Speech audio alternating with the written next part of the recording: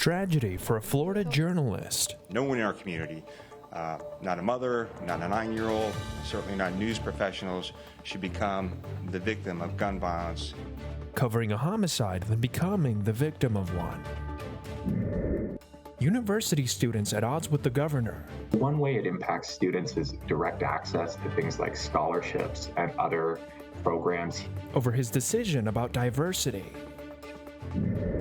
And a new study adds evidence to the call for a 4-day work week. Why are we still working 5 days a week?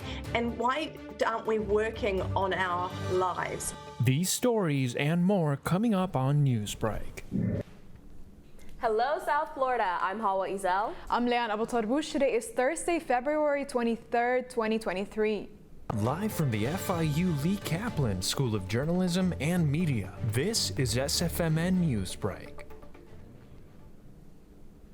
Reporting on a TV news tragedy this morning, a reporter here in Florida is shot and killed covering a story.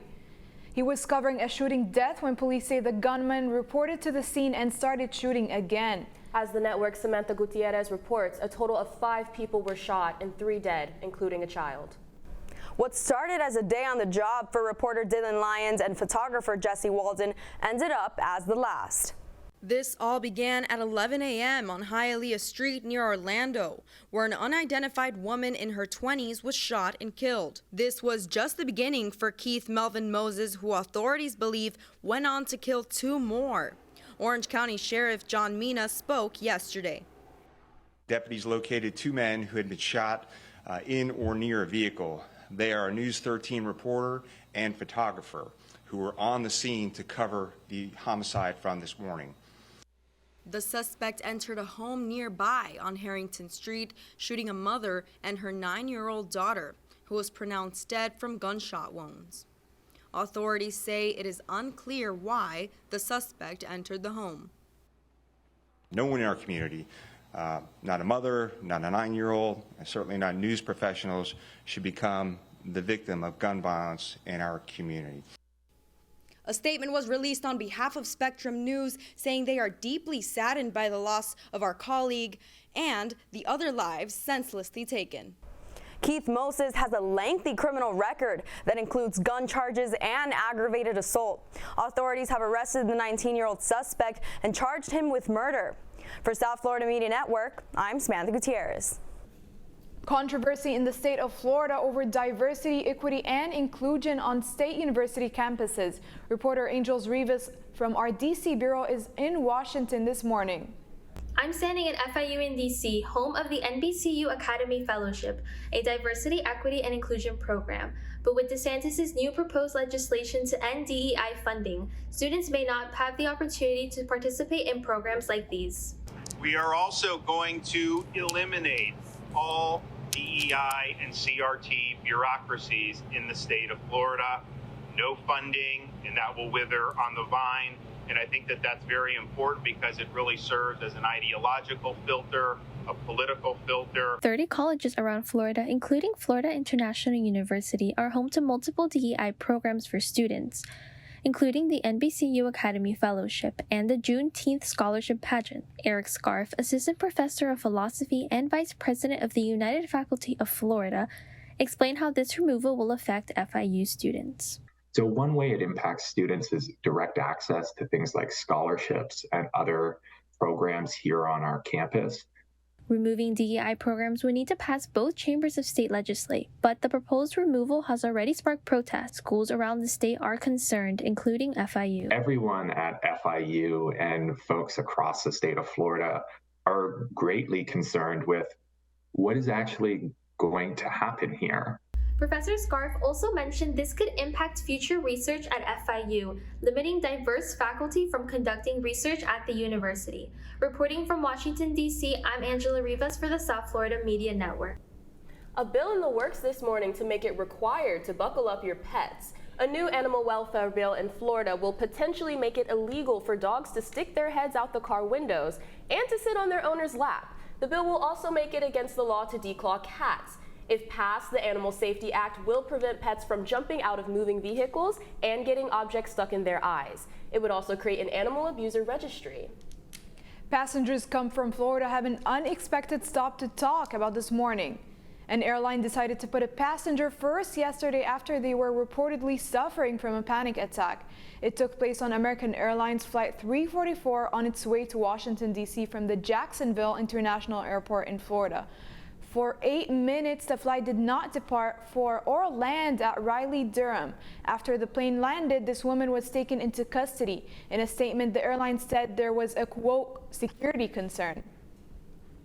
A powerful winter storm is impacting airports nationwide. From California to Maine, more than 700 flights were canceled and more are expected due to a winter storm that is causing severe icing and sleet. The winter storm, which has been happening for several days, is affecting several departures and arrival times in multiple airports. The Midwest region of the United States is greatly affected by the storm.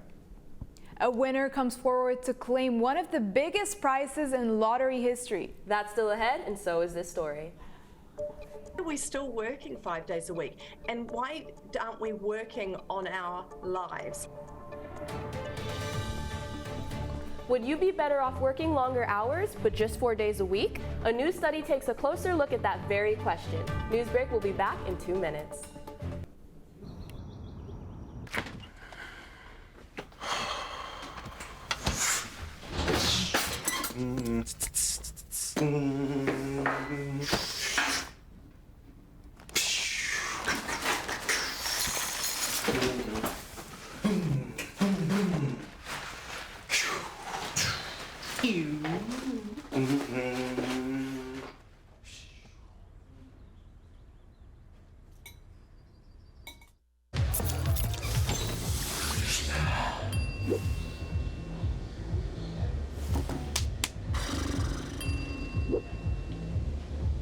If you need to do something to feel okay to drive, you're not okay to drive.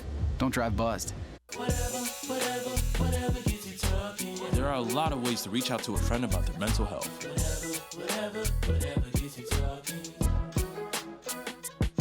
Learn how you can help at seizetheawkward.org. Bill is a family man. He invests his money wisely and provides a good life for his children. Just one problem. He often opens emails from senders he doesn't know, and his computer is not password protected. One day, Bill checked his bank account and 94% of malware attacks originate from emails. Don't be like Bill. Take your cybersecurity seriously. There's so many rewards in life. You coming into our home was one of the greatest rewards we could have ever had.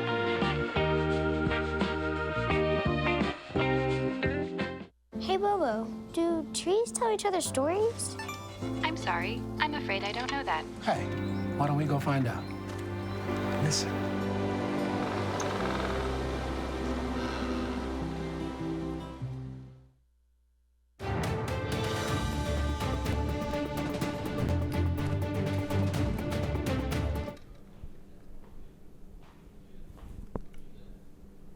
Looking for a 4-day fix, a new study is aiming to change the way we work.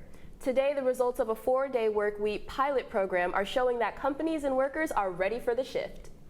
The 6-month program organized by the nonprofit group 4-Day Week Global involved 2,900 workers and 61 companies throughout the United Kingdom. The results showed that on average, workers in the program reported more job satisfaction and less burnout, while most companies reported no drop in productivity. All around the world, across many industries, we're finding that this model can work.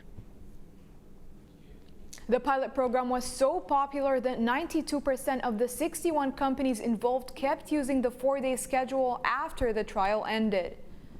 The lucky winner of January's Mega Million jackpot has claimed their prize. The winnings were $1.35 billion. The single winner, who is from Maine, came forward. They have chosen to take the lump sum of money, that's $724 million in cash prior to taxes.